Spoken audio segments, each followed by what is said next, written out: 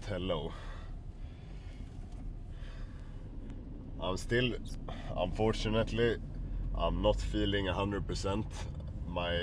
I've kind of lost my voice a bit. It's really hard I really need to try to speak.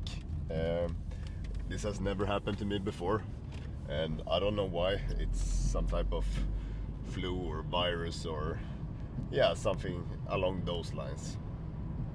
And that means we can't train as much as I want to.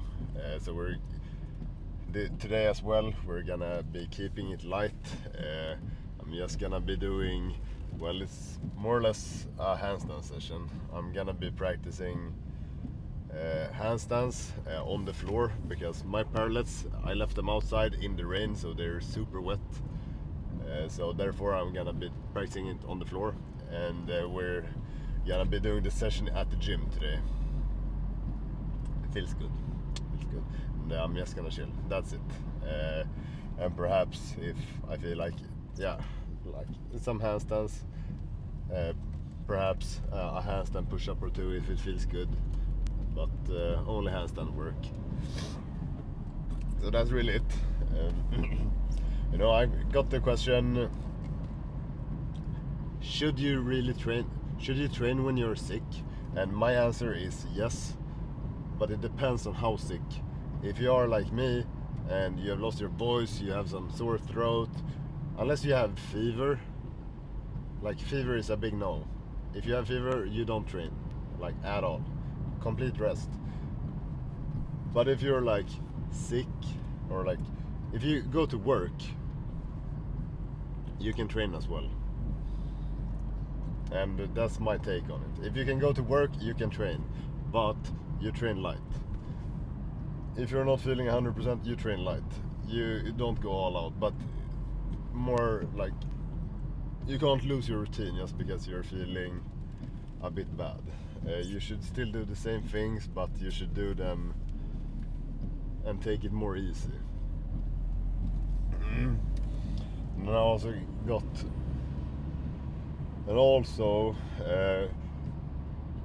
what about diet during sickness? This one is a bit tricky in my opinion, because since you are sick, what should you do with your diet? And you can really go on about it. If you are currently on, like for me, I'm trying to lose weight. I've just started, that's my long-term goal, and I've had to take a break from it right now. But I want to continue my weight loss phase.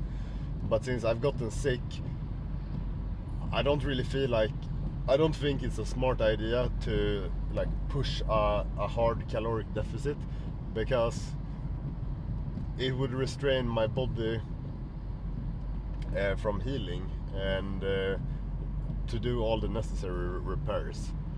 So therefore, in my opinion, while sick, no matter how sick you are, if you are just a little bit sick or if you're very sick, you should try to aim at least a caloric balance.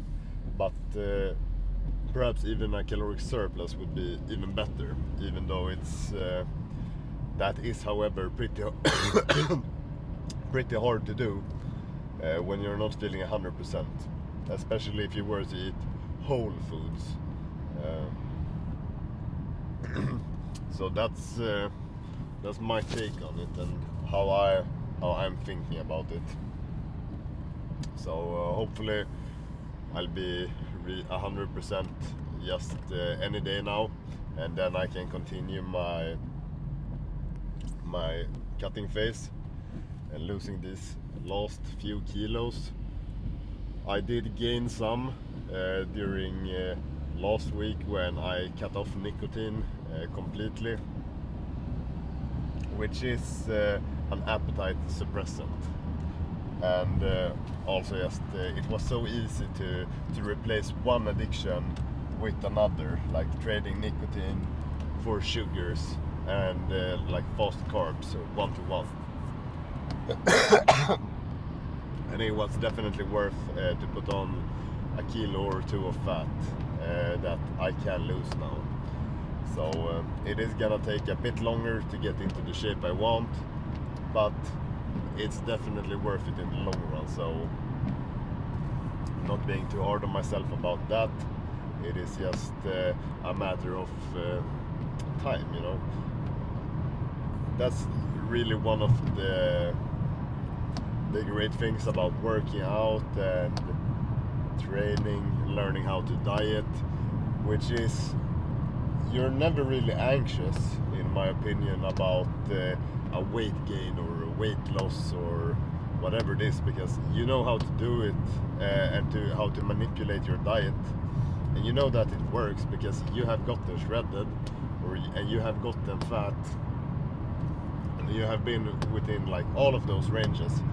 So therefore, a sudden shift, it doesn't really make a difference because you know how to undo it, and you know that I have the discipline to do so. So it doesn't really affect you.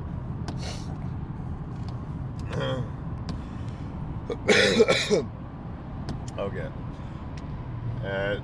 Since I'm gonna be filming at the gym, I'm gonna do it no microphone.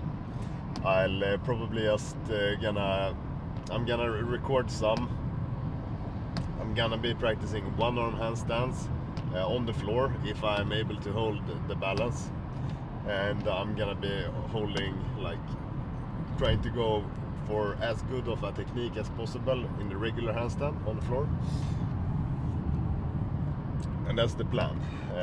I'm not gonna be talking anything. I'll put on. I'm not sure how to do it. Please let me know in the comments what you think.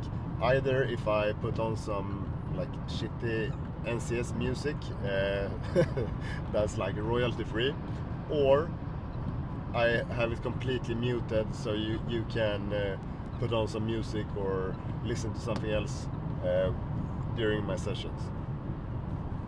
There's two ways to go on about it, and I'm not sure which one I prefer. I think I'm leaning towards doing it complete silence,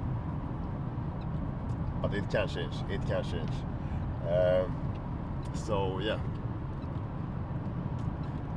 I'll see you in the gym, and then I'll see you in the car on the way back.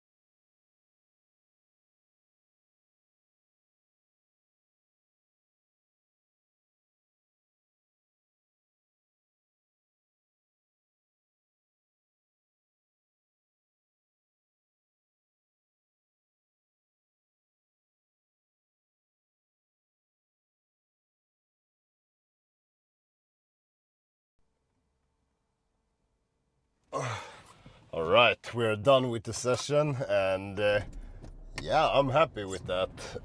Like, I suck at handstands without the parallettes now, and that's fine, but from the first attempts that was absolutely terrible. Like, I wasn't even close. 10 kick up attempts and towards the end we just kind of pressed into it.